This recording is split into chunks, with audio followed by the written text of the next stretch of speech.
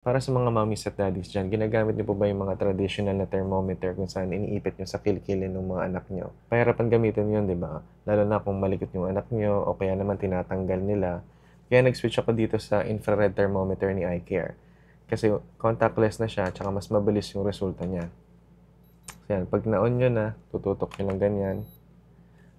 Yan, tapos lalabas na kaagad yung results niya. Tapos may kasama na din siyang dalawang AAA na battery, dito lang sa ilalim ilalagay. Tapos hindi mo na kailangan mag-alala kung hindi mo na ilista yung resulta nung unang kuha mo, kasi meron na siyang built-in memory. Pipindutin mo lang 'to, tapos yan, tapos pindutin mo pang isa. Lalabas na yung mga lumang results niya.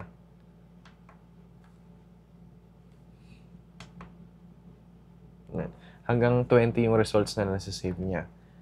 Kaya kung gusto niyong mapadali din yung pagkuha ng temperature ng mga anak niyo, click niyo lang diyan sa baba habang may stocks pa.